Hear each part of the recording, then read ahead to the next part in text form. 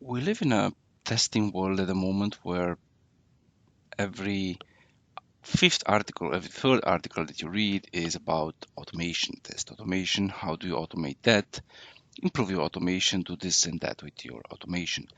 However, it is my opinion that, well, testing is not all just about automation. Yeah, you also need to do manual testing. You also need to write your test cases. You also need to do not so glamorous stuff. And I have a question for you. Um, would you like to have a tool that would help you on the one side to test automation, or would help you in your test automation, and on the other side would also help you with documenting or writing manual test cases? If the answer is yes, I have a really nice tool for you. And even if the answer is no, I still have a really nice tool for you. So in this video, we're going to have a look at a tool called Test Case Studio. Let me just reload the page and open it again. So what does Test Case Studio do? Well, before we can actually do something, we need to register. Don't worry, you don't have to use your private email. You can use whatever email you want. And let's just put here, I know, test@test.com, company test, and even the password is test. So we click register, and now we are good to go. So from the second we clicked on register, we see it's recording. So the actions we'll perform on this page here will automatically be seen by the recorder. So let's fill in some information, and then you will see what I mean. Test email at test.com, enter some information. Subject, this is a test. A message, this is a super duper test case. And we click on submit.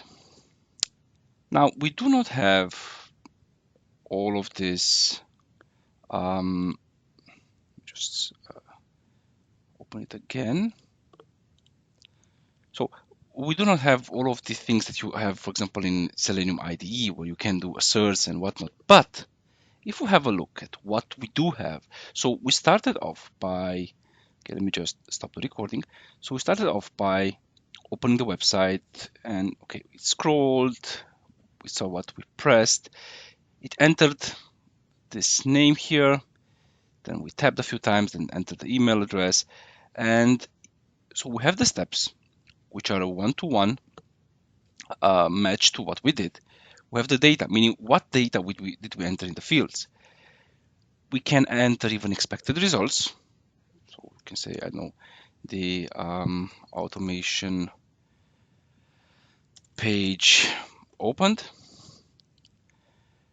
And one nice thing is for each of these items, for each of these test steps, you have automatically the XPath and the CSS selector for it. So you can, if you want to do test automation, so you did your test here manually, and you also got from the tool generated the XPath and the selector for it.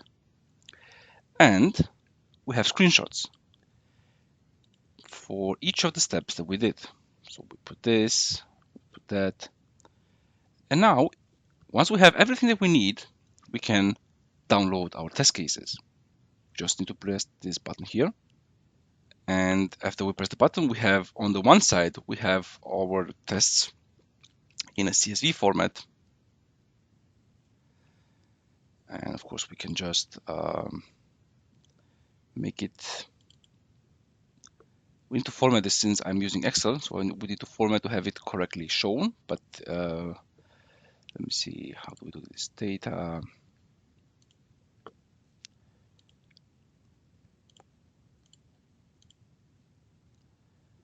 So that's CSV is comma separated. Yeah.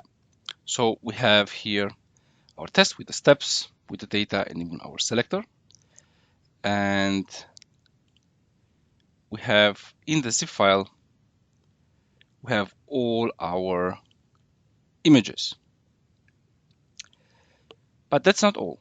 So if for some reason you don't like what, you have too much information, so you don't want the scrolling, the shift, no problem. You can just delete your steps, or you can enter extra steps. Extra step one, say the test data and your result, and then you can download all of this test case, or all of these test steps again. If you don't want screenshots, you can just deactivate it and then download it again. Also, you can say that you don't want to have, so you only want, for example, test the data and expect the results. You don't want the XPath and the CSS selector. So you can just remove the two, and you can export what you have here: the steps, the data, and the expected results. The expected results. Or you have another nice customizable option. So you can define what kind of selectors your XPath and CSS should look for. So if, for example, you only want to have the name, you can deselect everything else. And then Test Studio will try to find a selector based on the name. I would recommend to leave them all until you play around with it a bit. So there you have it. This was the tool that I was talking to you about. I mean, I find it really nice. On the one hand, it allows you to if you want exploratory. On the other side, you have your selectors for the automation. You have screenshots from what you did. You can export your test cases and already have documented all the work that you did. So you have 3 in 1, I would say: manual testing, exploratory, and help for test automation.